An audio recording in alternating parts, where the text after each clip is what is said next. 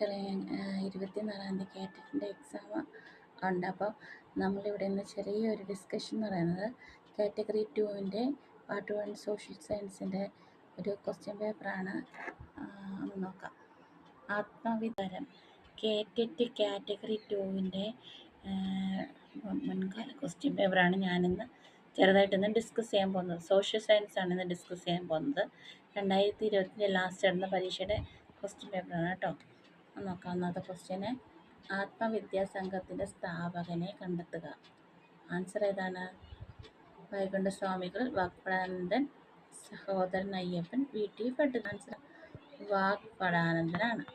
Second question നോക്കിയിട്ട്, ഇന്ത്യയിൽ ബ്രിട്ടീഷുകാർ റെയിൽവേ നടപ്പിലാക്കിയത് എന്നാണ്?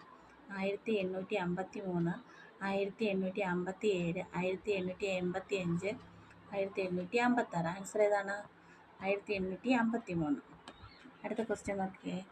വേണാടുമായി ബന്ധപ്പെട്ട സ്വരൂപത്തെ കണ്ടെത്തുക. പെരുമ്പടപ്പ് സ്വരൂപം, നെടിയരിപ്പ് സ്വരൂപം, തൃപ്പാത്തൂർ സ്വരൂപം, കോല സ്വരൂപം. ആൻസർ ഏതാണ്? തൃപ്പാപ്പൂര് സ്വരൂപം. അടുത്ത ക്വസ്റ്റ്യൻ നോക്കിയേ. ധരാസന ഉപ്പ് സത്യാഗ്രഹം നടത്തിയ സ്ഥലം എവിടെയാണ്? ഏത് സംസ്ഥാനത്തിലാണ്?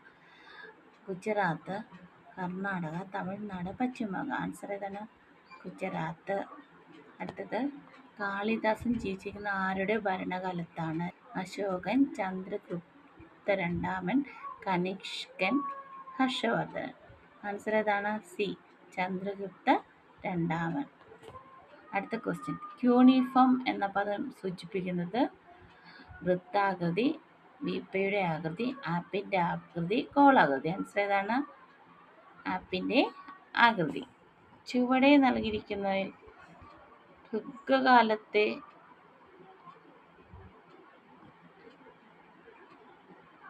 ആര്യന്മാരുടെ അസംബ്ലിയുടെ പേരെന്താണെന്നാണ് ചോദിച്ചേക്കുന്നത്. ബലി, പിന്നെന്താണ്? ഏതാണെന്നാണ് ആൻസർ? വിദാരയാണ് ആൻസർ. ഓക്കെ.